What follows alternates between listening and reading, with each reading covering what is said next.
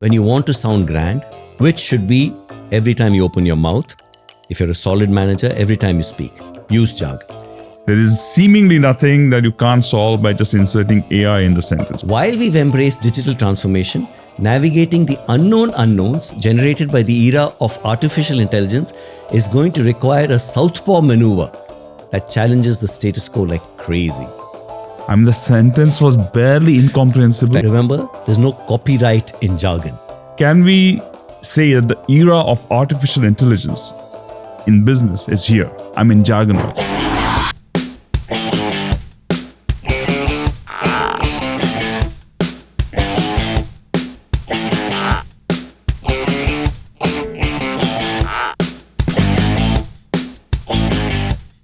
Hello, and welcome to Jest Business, the podcast where we poke fun at the absurdities of business and celebrate humility in leadership.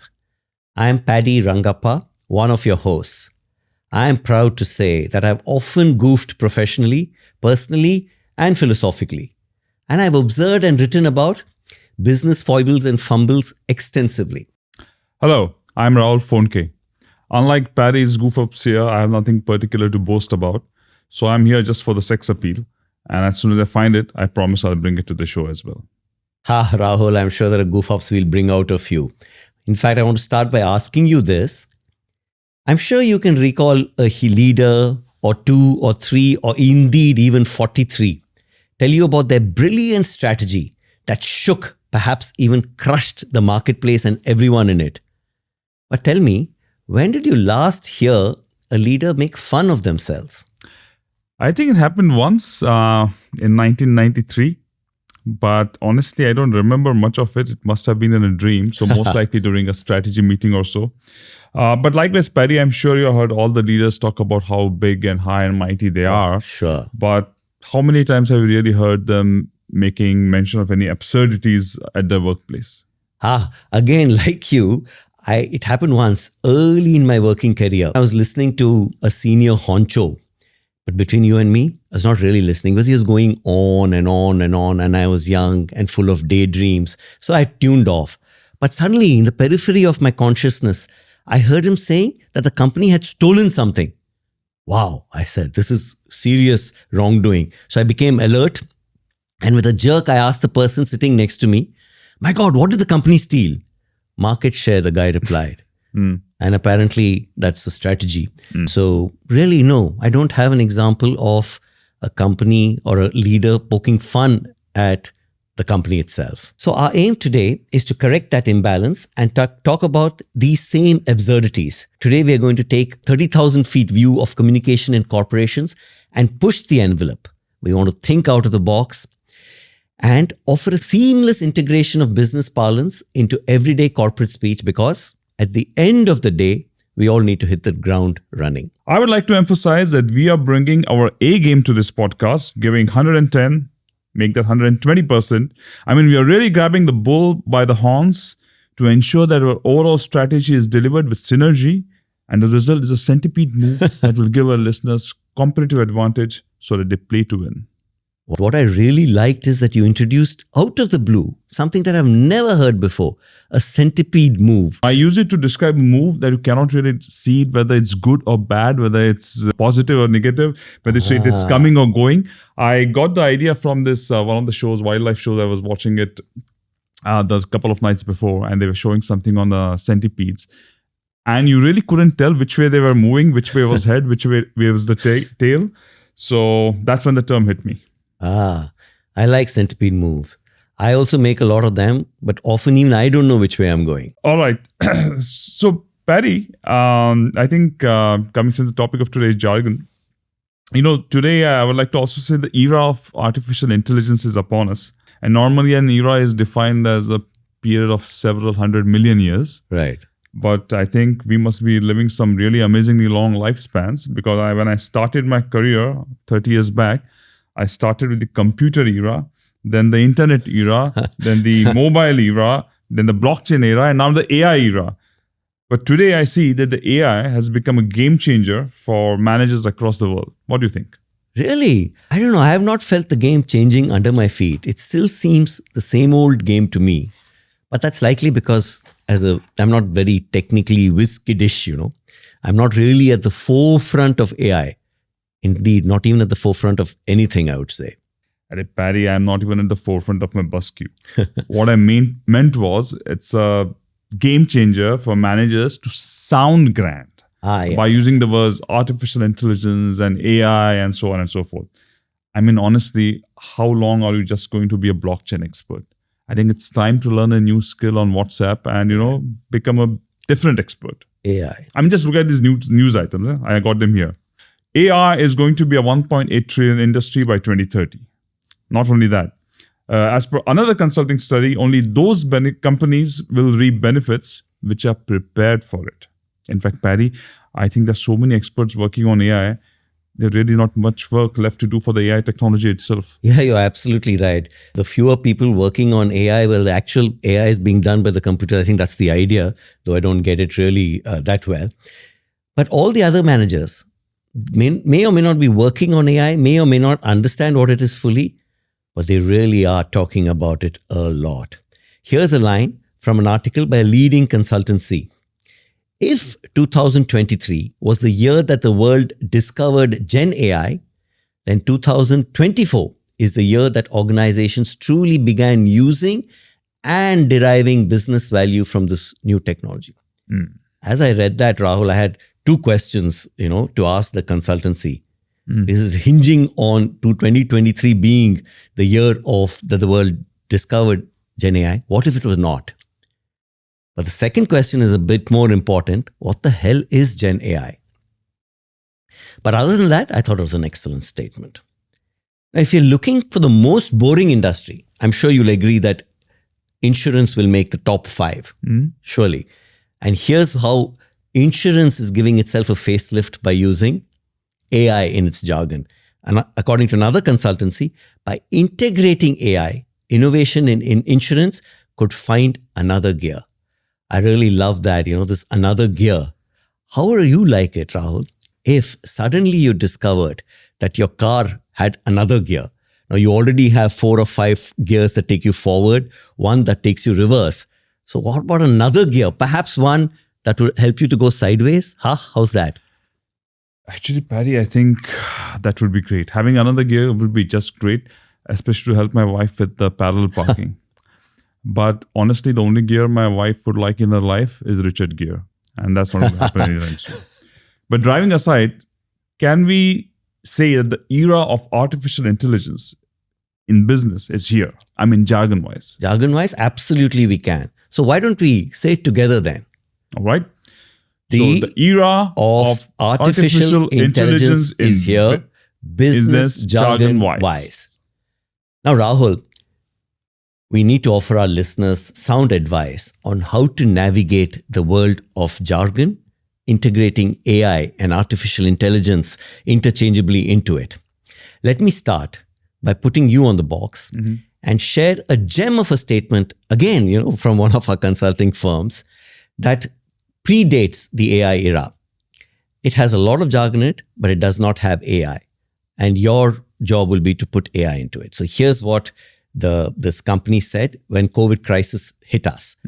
Immediate action is critical, but leaders must also embrace a new agenda, one aimed squarely at what comes next for business and for all of society. Before we advise the folks, Paddy, don't you think we should try to understand it? Oh my God. Rahul, your naivete is really touching. Understanding is not only not necessary, not understanding is actually the objective of much of this jargon, which we'll cover later in the podcast. But for now, to make you happy, let's try to understand it. Why don't you read it out slowly and try to decipher it also on your own? Okay, here goes. Immediate action is critical, but leaders must also embrace a new agenda, one aimed squarely at what comes next for business and all of society. I think I get it. It's a tough one. This is the aha moment, I think. So I think the consultancy is urging us to do stuff that we really have to do now. Okay. And only then do stuff which we have to do next. Oh, wow. I think you really nailed it. And I give them full marks for making something so inane, sounds so heavy and substantial. But that was COVID era jargon. The key project for you was not to understand it, Rahul, but how would you suggest they change it for today's AI world? It's easy, Paddy. There is seemingly nothing that you can't solve by just inserting AI in the sentence. So I would put it as immediate action is critical, but leaders must also embrace a new AI agenda. One aimed squarely at what comes next for business and all of society. Wow, that was well done. So neatly done. And just as a thought for the listeners, while some consultancy may have come up with the original one, any of you can use the AI version anytime you like. Please feel free to do it because it's first come, first serve in the jargon world. And soon everybody will be copying you. Okay, now Rahul, my turn. Yeah. Please give me one from the pre-AI era for me to convert. Okay, that should be easy. Here goes. You gave us one by one consulting company, right? So not to be outdone, one of the competitors in a turbo burst of inspiration said this: through the crisis, long-term value is going to become a much brighter North Star by which to navigate. Wow, I love this. In fact, before I AI it, I have to share why I love it. It features that same North Star that has been appearing everywhere in corporate literature, in business articles, in strategy documents, marketing plans. I've even seen it in IT roadmaps. I love it because I have no clue what it means. I paid scant attention to astronomy when it was taught to us in our geography class. By the way, I must point out that I was not prejudiced towards astronomy. I paid scant attention to all my geography classes. So I have... Hang on, Paddy. You confused me. Astronomy is taught in physics class, isn't it? Not geography. Maybe you paid scant attention to the physics class as well. That may be true, but I distinctly remember. But anyway, that's okay. I seem to recall the voice of the geography teacher talking about planets, but maybe it was happening in the background while I daydream. But whichever teacher it is, the fact is, I have no clue where the real North Star is, having paid scant attention to that class. And here I'm expected to seek and reach this figurative corporate one. I suspect many people are like me, and so it meets the first rule of jargon, difficulty of understanding, even better than the first one that I gave you. Okay, now my project, revision to uplift this piece of poetry into AI land. Again, I'm going to follow your simple strategy of simply inserting. Through the crisis, long-term AI is going to become a much brighter North Star by which to navigate. Boy, this is really easy, isn't it? I should have gone into consulting much earlier. All right. Give me one now. I'm ready. Yeah. Here's a gem in the form of some incoherent advice, actually from an article that I read. Post-crisis leadership requires tuning into other frequencies and applying behaviors that are not as narrowly focused and have less immediate goals. Rahul, please, let's not waste time trying to understand it. Absolutely. Just say how would the company write that article today? I would use my standard formula, substitute other with AI.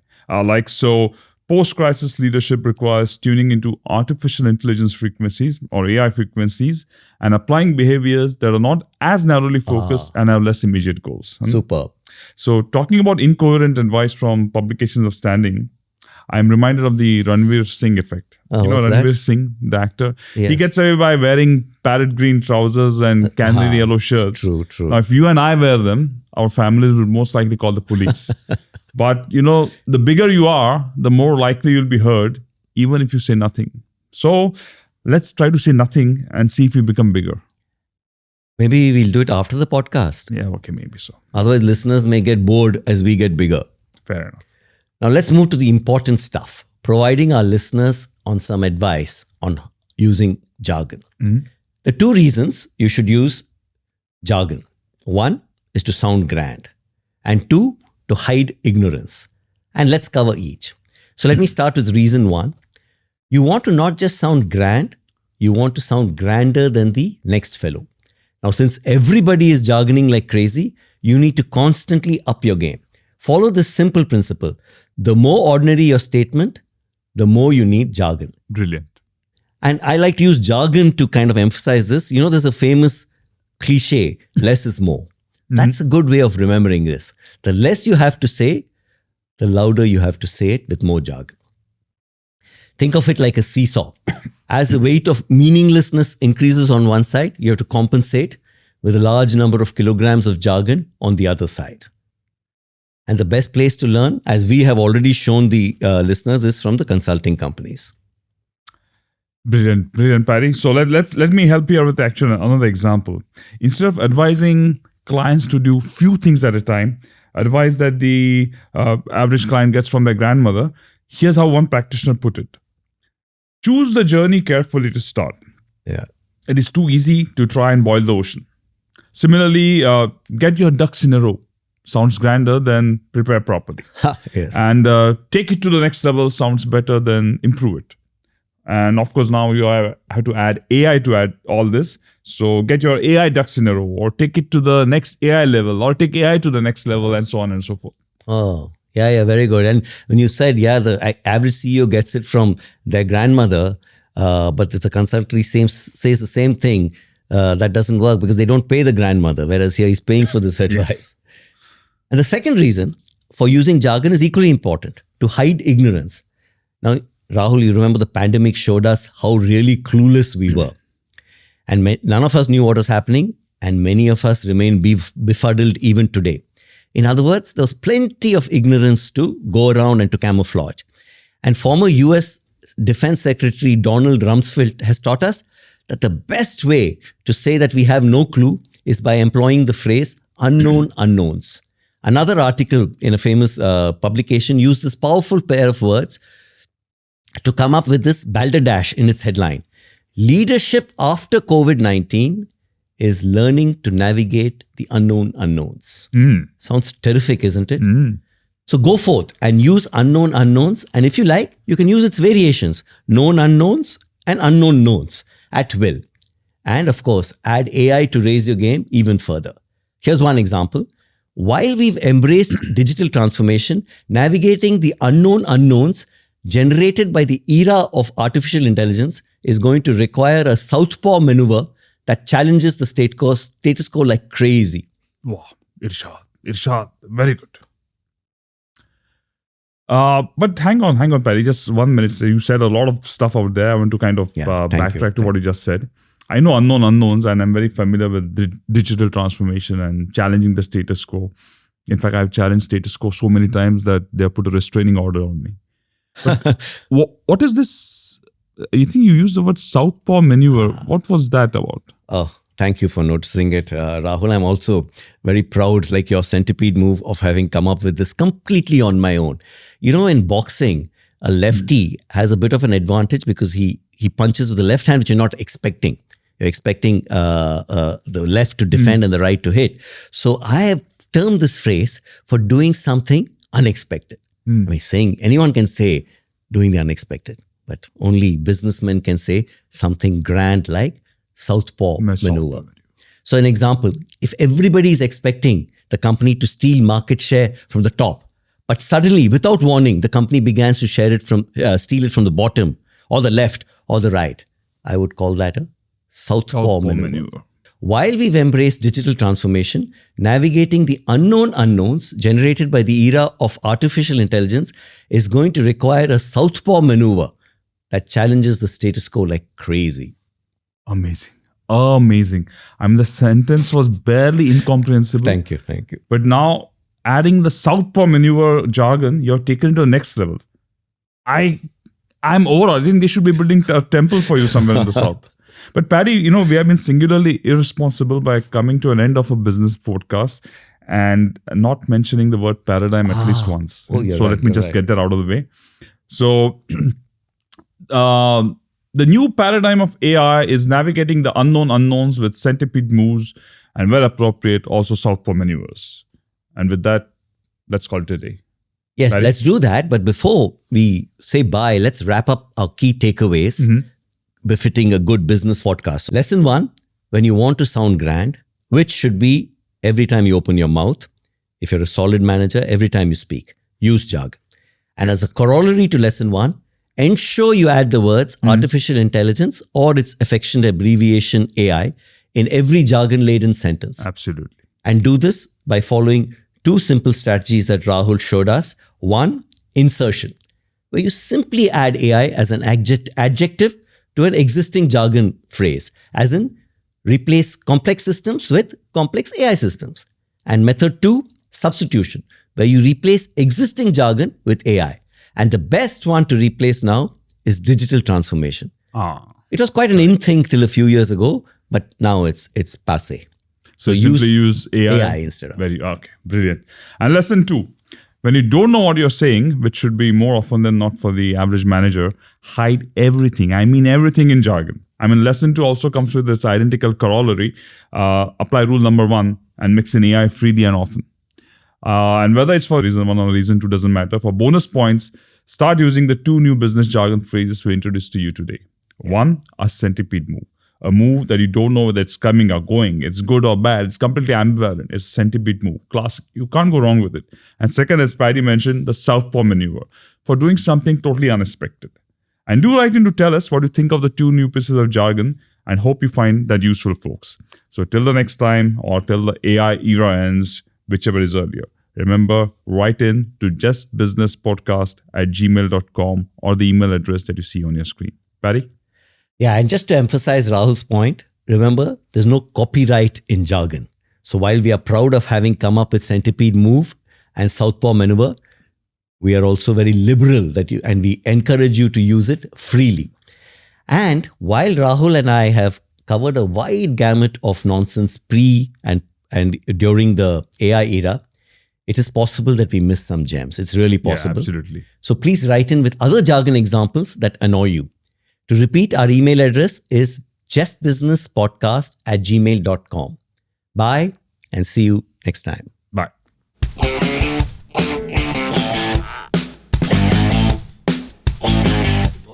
At the end of the day, we all need to hit the ground running. Wow, Paddy. Once more. Okay, let me not be outdone by you, so let me just read it out so I don't make any mistakes.